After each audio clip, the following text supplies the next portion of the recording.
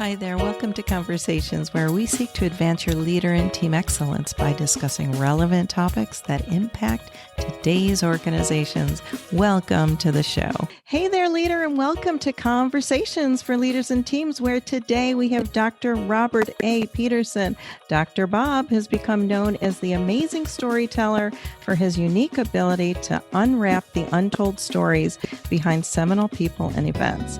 He has been pastor at some of America's leading churches, served as East Coast president of Master Media International, the world's largest ministry to film and television executives, and hosts numerous inspirational pilgrimages, which I am going to ask you about. He regularly partners with nonprofit organizations in fundraising and has raised over $75 million.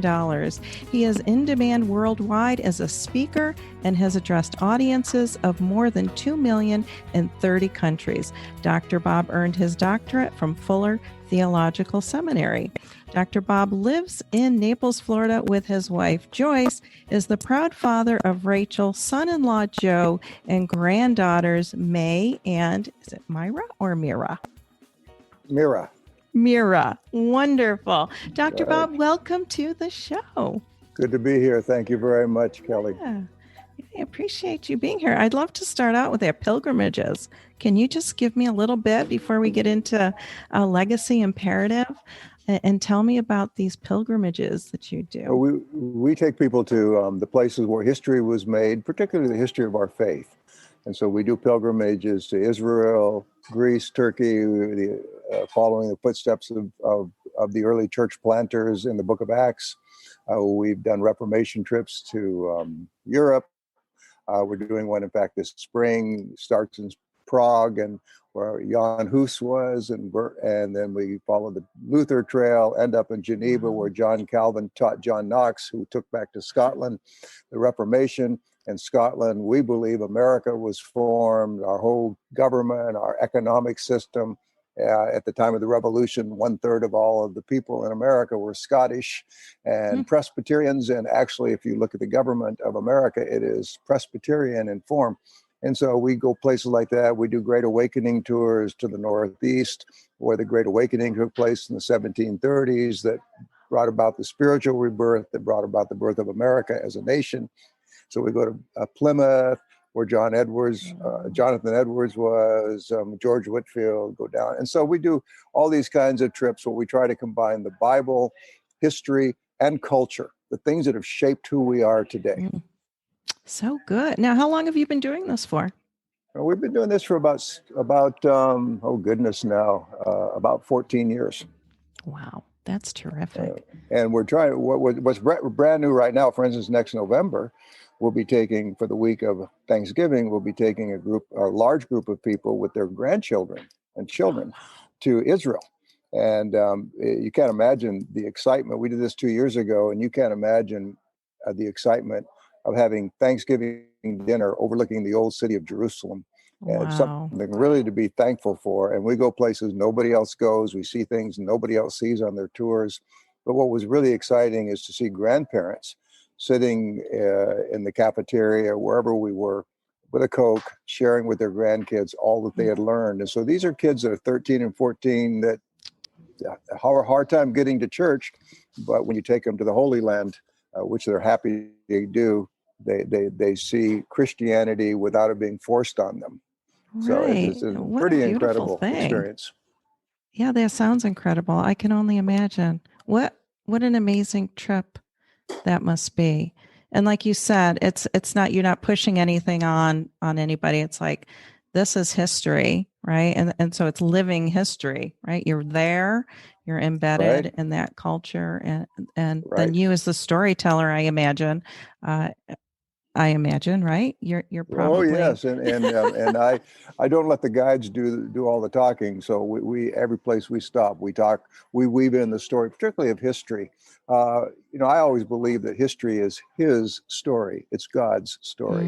Whether it's my personal history, whether it's global history, everything that happens is part of His master plan for the ages. The story He's weaving, beginning in the Garden of Eden, intersecting the cross, and going all the way to His second coming and the remaking of everything new again. Yeah, that's amazing. That's some good work. Very, very nice. Well, And what's really cool is yeah, go our ahead. young people discover when they go that their history, their story has been Mm-hmm. written in generations before them, and so they have meaning and identification, which so many young people are missing today. Yeah, and even for the adults, because I know some people who have been on your trips, and the takeaway there is that then when the Bible is opened, they've been to some of these places, and it just Mm-hmm. has a whole new meaning, whole new outlook on the Bible and the meaning and the people within that from a Yes. historical standpoint. So that's really cool. Awesome. Well, let's switch gears to Legacy Imperative because this is a really amazing project from what I can tell. And so I'd love to hear about what Legacy Imperative is and where it was birthed out of, if you would. Well, I went to Boston about 3 years ago. Had a wonderful home on the seashore south of Boston on the Atlantic, and I locked myself away for 3 weeks to write a book to show grandparents how to write a 5 generational story, including 32 people. All you have to do is know your parents and your grandparents as a grandparent yourself, and you have 5 generations of your grandchildren's story. And I want to write on how they could write the story in the way I write my amazing stories for their grandchildren to give them a sense of identity. Well, while I was there, I began to study the issue of what's going on today with particularly those under the age of 40 that demographers call Millennials and Gen Zs, make up 174 million people in the United States. If they were carved out as a separate nation, they'd be the 7th largest nation in the world. And I discovered as I went through reading about and studying for those 3 weeks, this generation has about 152 million of that 174 million who don't know Jesus Christ as their Lord and Savior. Only 1 out of 5 teenagers has ever been to church in their life.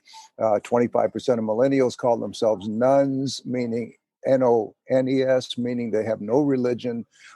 When asked of millennials, what are your favorite religions? They always put in order Buddhism, then various forms of Hinduism, and then Islam, and finally Christianity. And so what I discovered was that we're losing the next generations. They are losing the story of faith, of family, of country. And I was in great despair, particularly thinking of my own grandchildren. And but a thing jumped out at me that made all the difference. And that was when asked, who are your favorite people on the face of the earth? 80% of millennials and Gen Z say their grandparents. They love their grandparents. And I Yes. thought, these are the people who still have the story of faith, family, and country. And most of the grandparents today are baby boomers who did a great deal, I think, in many ways, destroy the economy and the social fabric of our country. And I thought, well, why not go to grandparents who would be loved by their grandchildren and equip and train them to reach their grandkids with the story of faith, family, and so I had I guess, a come to Jesus moment, what Martin Luther King would have called coming to the mountain, what Moses had at Mount Sinai. I had that kind of an experience, and God galvanized and changed my life and said, okay, in the time you have left, your job is to equip. And so we want to reach 10 million grandparents over the next 10 years and get 1 million of them in small group training and 500,000 of them fully equipped and in small groups across America with no other intention but to be missionaries to their grandkids, what we call digital land, the first digital natives in the history of America. And so our goal is to reach 5 to 6 million grandkids with the faith, to equip them in the faith, and they become the missionaries who will reach their own peers over the next generation. And it's really important, Kelly, because statistically, by the year 2024, in those elections, 48% of the electorate will be under the age of kids that are now under the age of 40. they will control the next 50 years of American history. And Wow. so I feel a sense of urgency that we Mm-hmm. need to reach them while there's still time. And what we call, uh, not making America great for our kids, but making great kids for a better future. Yeah, that's so important, because everything does start, when children are small, when they're young. And I know for me, and I've had this conversation with other people before, if I wasn't brought up in a home where Christ wasn't the center, and of course I went to at the time Catholic school, and so I don't know if I didn't have that foundation where my faith would lie today. And it's so interesting for me that it took me a really long time to grasp that there are some adults walking around who have never, like you said, have known Christ, or have understood the Bible or the people within it or the meanings of it. And so for me, I grew up in a Christian home. That looks different than somebody who hasn't. And I think you're right that we do have an opportunity as a grandparent. I'm a grandparent of 3, and I have an opportunity to really mold and help mold, my kids' kids, my grandbabies. Well, here's a phenomenon we're seeing across America, and we've become, Legacy Imperative become some of the foremost experts in America on what's happening with the transition into the future generations. But here's what we're discovering. We're discovering that most, probably 80% of people that are baby boomer age at least grew up in the church or went to church or went to church school as you did. What we're discovering is that the next generation, the Gen Xers, who are now the parents, and the older millennials who are the parents of our grandchildren, they also grew up in the church because we took them there. But what they've done is, by large percentages, they've dropped out of the church. If you ask them, they still believe in Jesus. They still believe in God. They still have many of them would say, a personal relationship with Christ, but they no longer go to church. They no longer take their children. And so what we're discovering, it's that next generation down, our grandchildren, that at least we had a choice whether we were going to reject what we were brought up with. They have no choice. They have nothing to reject. Again, 1 out of 5 never been to church. Only 1 out of 5 has ever been to church of our grandchildren's age. And that's profound. In fact, George Barna, the great evangelical pollster, has discovered that only less than 4% of people under the age of 40 today have anywhere near a biblical world life view. Wow. Which is worse than the evangelicals, who have about 16% have a biblical world life view. So we have our work cut out for us. I guess so. And so how does that work take place for people who are looking, to do this work and to partner with you? Well, we of course, and maybe you'll make known to folks, but we have a series of films we just are completing. They're Netflix meets History Channel. They're very fun to watch, where we're calling people through those films, individuals, small groups across America, and through the workshops that we're doing. We hope to touch 10 million people and sound the clarion call. That God hasn't called you to spend the last 15 years of your life, what I call the Hezekiah years. Remember, Hezekiah in the Old Testament got 15 extra years, which he totally wasted. But he's not called us to take that 65 to 80 year age where we still have energy, and he hasn't called us to waste those years playing golf or going to the beach or going on trips. These are special years that we can give. I always say that if youth being wasted on the young is sad, age being wasted on the old is a profound tragedy. And so I tell people to do what I do. When I left Covenant Church after I turned it over to the man that I had prepared to take my place, and I thought, I'm going to spend the rest of my life writing books and enjoying life. I've earned it. And God there in Boston said, no, you haven't. Until I call you home, you are called to be a leader and make a difference in the world. And so I'm going to do what I've told people for years in Naples. It's not time to retire. It's time to refire. And that's what we're calling Yes. people to refire, to be trained. The other thing, Kelly, we've noticed is not only do millennials and Gen Zs have an identity crisis, not knowing who they are, but so are the people I called PIPs, previously important people who were once CEOs, who were once valuable teachers, whatever they were, and now they're retired and they don't know what to do with the rest of their life. And after playing golf and watching Fox News and watching Netflix movies, binging on Netflix, they don't know what to do with themselves. They don't know what their identity is. So we're saying, well, you have an identity. You can be a missionary. Don't have to go to India, That's Africa. right. All you have to do is go to your kids, your grandkids, or other young people whose lives you can touch through after school programs, other your big brother, big sister programs, other ways that you can touch the lives of young people.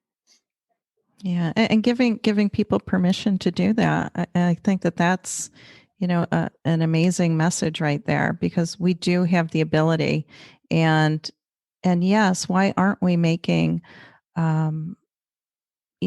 that what you do, I think, gives people permission to step into something that maybe they haven't thought about doing. And it sounds like you're able to equip them through these workshops and whatnot. Yes, and through the small groups that follow, a 10-week small group program, That's then we put them in amazing. sustaining small groups, and we give them lots of tools. We're partnered with a lot of major organizations. We're partnering right now with the Heritage Foundation, with Focus on the Family, with Ron Blue Trust, with Y2 Believe Apologetics, to try to equip an ongoing training to do what we can do. I said to a group of people last night, I said, that our name is a legacy from our parents, but it is on loan from our children.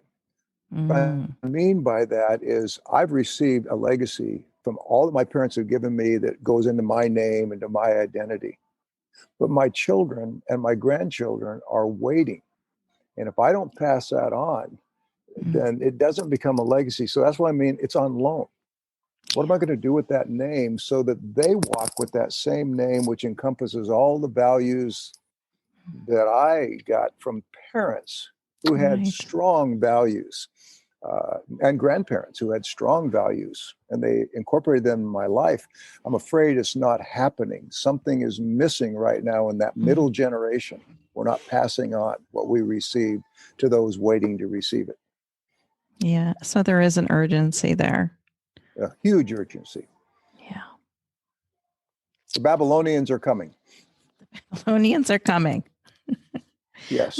Let's talk about, because we had, when we were offline here right before we went on, we talked about how I envision a leadership, and that we are all called to lead, regardless of if you're running an organization, you're head of a team, you're a team leader, you're working in your community, or you're leading yourself, or your family. And legacy imperative encompasses that teaching leadership for the grandparent, but I'd love for you to talk about leadership for grandchildren and how that ties in to your message and the mission of legacy imperative. Well, I think the first thing that every leader needs is a vision. The leader needs to know why they're here and what they've been called to do. And we are, in many ways, the Bible says, without a vision, the people perish. In many ways, we are if you look at the Millennials and Gen Zs, there's a real crisis. Going, what do I do next? Where do I go next? What's my life all about? Yes. And so, first of all, I think we need to build into our kids a transcendent vision, something bigger than the here and now, something bigger than being entertained or entertaining themselves to death or pleasure. And so that's the first thing. As a leader, that's what gets us up in the morning. That's right. That fire in the gut that says, I've got purpose today, and I know where I'm going and what I've got to do. And so I think grandparents, first of all, just need to, well, that's number one. And then number two, I think that we have a choice with leaders. We can build warrior leaders. It was interesting when Israel asked for a king to lead them into battle and to fight their battles for them. God just shook his head and said, okay, I'll give you a king like that. And he gave them Saul. Saul was a warrior. He was a big man with a little heart. And then when God chose the leader he wanted, he chose David. He chose a shepherd. And I think we've lost that concept today, that the leader is first and foremost a shepherd. Mm-hmm. And when I look at the shepherd, I look at Jesus and what Jesus said about himself as the great shepherd. And he said three things that I shared last night with a group of older people. You're building your kids. You want to teach them that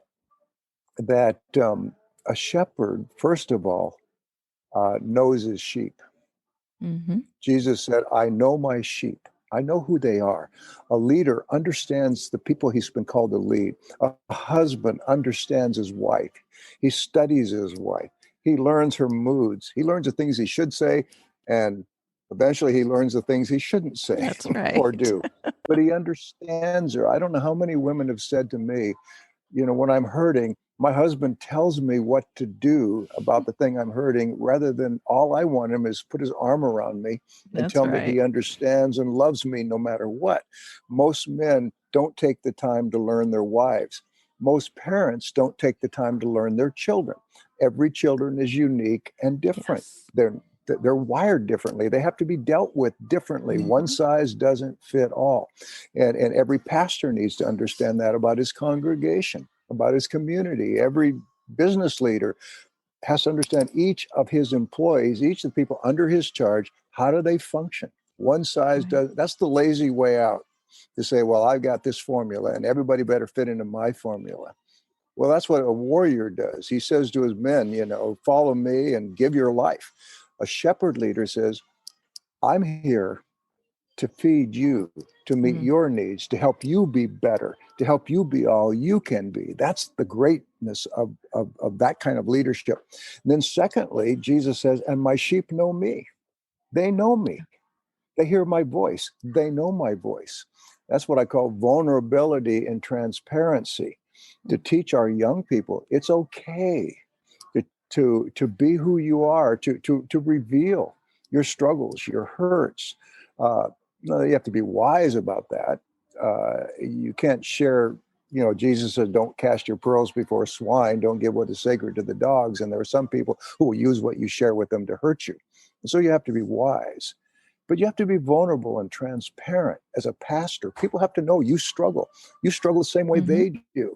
And as a father, as a mother, sometimes as grandparents, we believe that we have to show our children that we have no problems, no struggles, that we have all the answers. It's okay for kids to see we don't. To even hear your mother and I struggle, but we're going to get through this together. Yes. And so that's the second part of leadership, to be vulnerable. And so people know you. And then the third thing that's the most, that is so vital, and that I lay down my life for the sheep. The good shepherd, Jesus says, is not the hired guy who runs when the wolf comes. And I always say to people, how will you know whether you're a shepherd or not? You'll never know until the wolf comes. When the wolf comes and you stay, then you know you're a true shepherd. And, I would say that to husbands. You will never know whether you're a true shepherd of your wife, to parents of your children, to a boss, to a pastor of a church, until the wolf comes. And if you stay and are willing to lay down your life for your sheep, then you'll know you're a true shepherd. You'll never know until then. And I want to teach my grandchildren that character matters. And character is not just what we Christians sometimes talk about as pious things like smoking, drinking, dancing, bad language, R-rated movies, all that. Character is perseverance.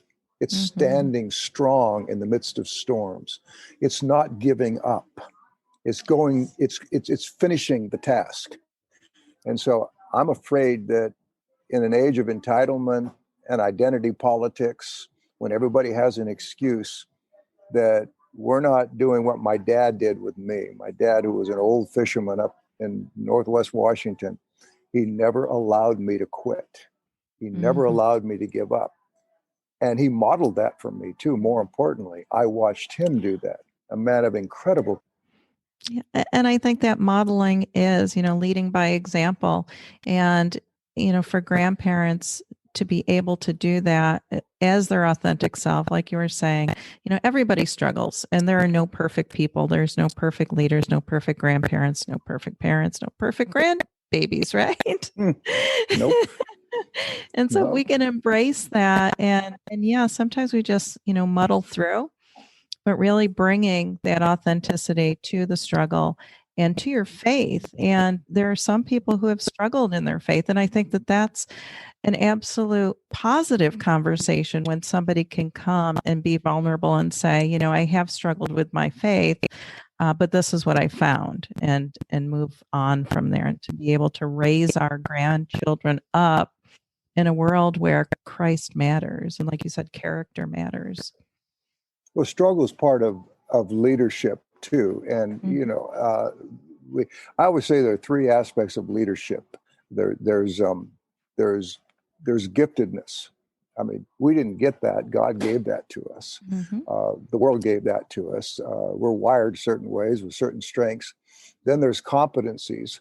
We learn competency through just on-the-job training, through making mistakes and learning our craft well. That's different than giftedness. That's the ability to take our gifts and use them effectively. But then that third aspect, character. Character comes through struggle. It's the only way I know it is built. It is facing the wolf and not running. And maybe the first time the wolf comes, you run, but you get up. And character means being able to say, I fell down, but the next time the wolf comes, I'm going to do better.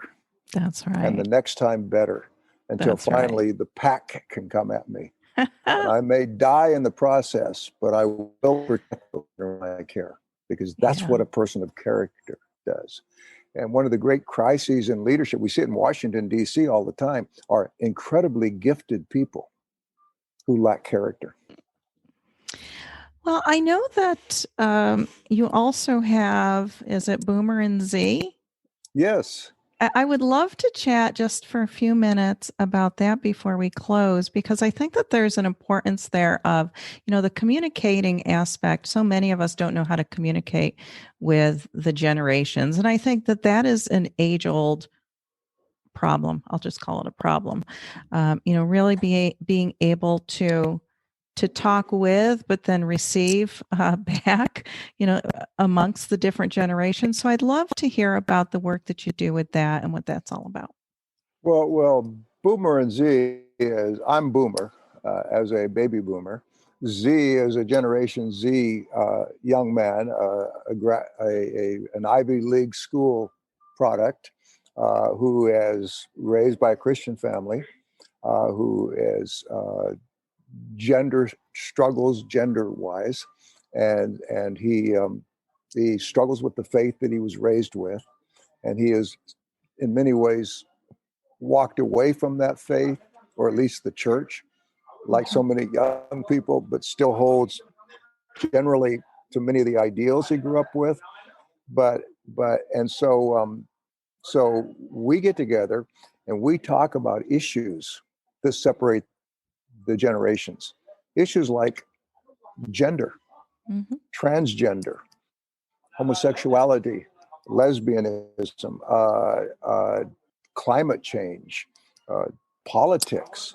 The last one we did, I began the talk by saying, how do you feel when somebody says Jesus is the way, the truth, and the life, and the only way to come to the Father is through him? And he said, I don't like it. I think it works for you. It's not that I don't believe that, but I think there are many ways to come, and I'm not going to say that my friends are wrong, which is very much a millennial gen way of thinking, that we all have truth, but no one can claim to have the corner on truth. And so what we do is we talk, and I listen. I don't try to fix it. Key there, I listen to what he says respectfully. And because I do, he's much more open. I asked him one time, what's your biggest problem talking to your Christian parents? He said, my biggest problem is, one, I don't want to disappoint them, so I hold back my real beliefs and tell them what they want to hear. But number two, I know with most adults, if I ask the older adults, if I tell them what I really feel, they're immediately going to try to fix me. Yeah. So I don't try to fix Boomer or Z. I don't try to fix him. I listen to him.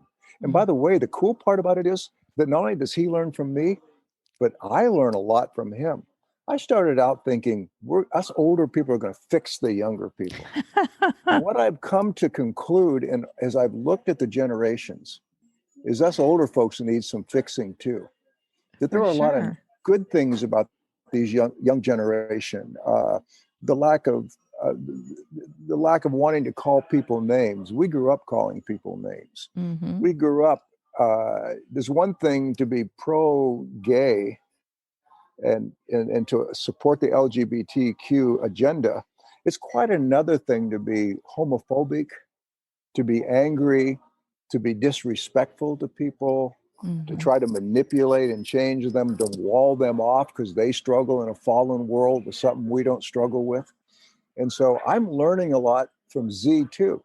And so it's just been a whole transformation for me. And I've learned to talk to my daughter, which shares a very different views than I do. She's a DC lawyer. She's on the opposite side politically from me, on some social issues from me, still goes to church, brings my grandkids to church, struggles with church because she sees the evangelical majority that voted in a way she wouldn't have voted in elections.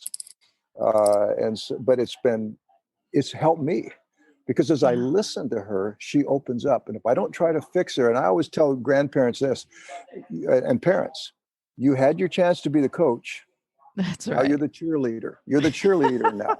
And if you become a There's cheerleader, a difference. if you become a cheerleader and you listen, in the role, they will open up. I got to tell you, I talk to so many grandparents who say, I'm having a wonderful talk with my grandkids. Then the parents walk into the room and they shut down. Yeah. We have a unique role that, because we love them unconditionally. The parents are the coaches. They've got to play by the rule. I can't be your friend. I have to be your parent. And I have to call you to account. And therefore, kids shut down around their parents. But they won't around us if we learn to listen and we learn to not try to fix them, that we don't have to close the deal today. But, if we're patient, we'll get our chance to tell them. That's right. Maybe you can think in a little different way than you do. Yeah. And it's not to do it as a fire hose exercise, right? It's just having those conversations a little bit at a time, I think can make a great impact on our families, on our grandchildren. But we're not Jesus. I always tell people this. You share comfortably and naturally your beliefs. You listen to them, share their beliefs. Don't try to fix them. It's not your job. It's the Holy Spirit's job. It's not your job to be Jesus. It's just your job to present. I love John. I love Andrew. Andrew brought people to Jesus. I love John the Baptist. He pointed people to Jesus. Our job is to bring people to Jesus, to point people to Jesus, but not to be Jesus. Only Jesus can change people. That's right. That's good.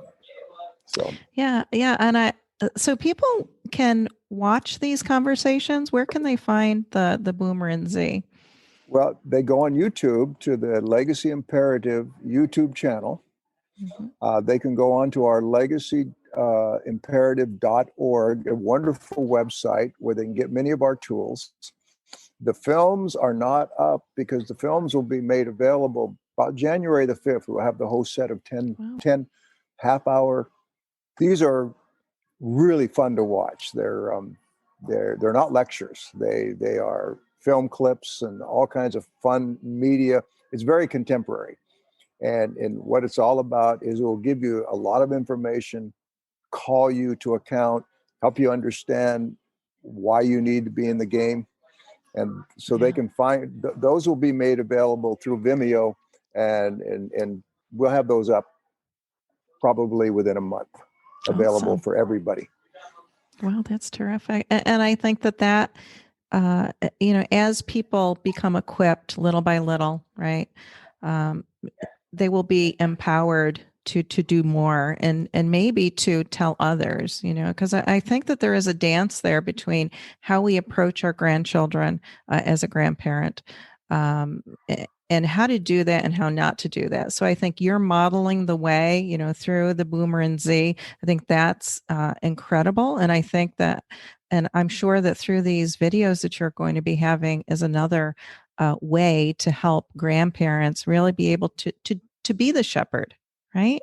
And to be able to lead their grandchildren in a space that is crucial. And we also have some films we're developing with what I think is one of the most brilliant apologists in the world, who goes to colleges and works with Gen Zs, particularly the 4 questions that they ask. If there is a good God who's sovereign, why is everything so messed up in the world? Which is the number one issue that Gen Zs have with God. Also, Bible and science issues, which is the number 2 deal. And also hypocrisy of believers, which is the number 3 issue that keeps people away from Jesus. So as he says, I'm not trying to teach people how to lead people to the Lord. I'm trying to teach people how to take away the roadblocks that keep them from even considering the Lord. And so he'll be doing some teaching seminars for us, and we'll have those on webinar that'll be available for parents in really simple, neat ways. Because what most grandkids are saying, they say, I love my grandparents. They're so sweet. They go to church. Isn't that nice? And I just love them. But, they're old fashioned. They're out of touch. Well, we want to make grandparents cool again to their grandkids. Right. And make them not just nice to go on a vacation with. 75% of millennials say if I have to choose who I want to go on vacation with, according to a recent poll, they want to go with their grandparents. Wow. Partly because their grandparents pay the way, but also because their grandparents don't hassle them.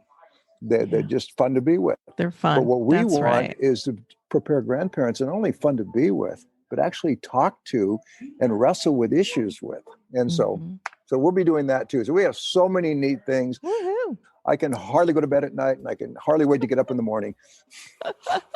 Well, this is obviously a calling on your heart. Yes, it is. Yeah, which is beautiful, and it's important work. And so thank you, Bob, for coming on Conversations for Leaders and Teams and really unpacking this good work that you're doing that can make such a difference in our world, right? If grandparents just step up and in and learn how to, not only talk with their grandchildren, but like you said, that listening component, great leadership principle, which we just need to understand on a personal level as well.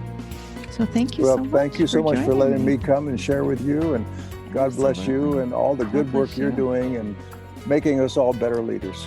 Yes. Well, thank you so much for those kind words, and we will talk to you soon. If you like what you hear on Conversations for Leaders and Teams, be sure to download us on Apple Podcast or your favorite listening platform. And while you're at it, go ahead and rate and review us. And if you haven't purchased my book, Leadership Excellence by Design, Strategies for Sustainability and Strength, get your copy today on Amazon. Until next time, this is Dr. Kelly Whalen. Keep doing great things because our world needs leaders like you.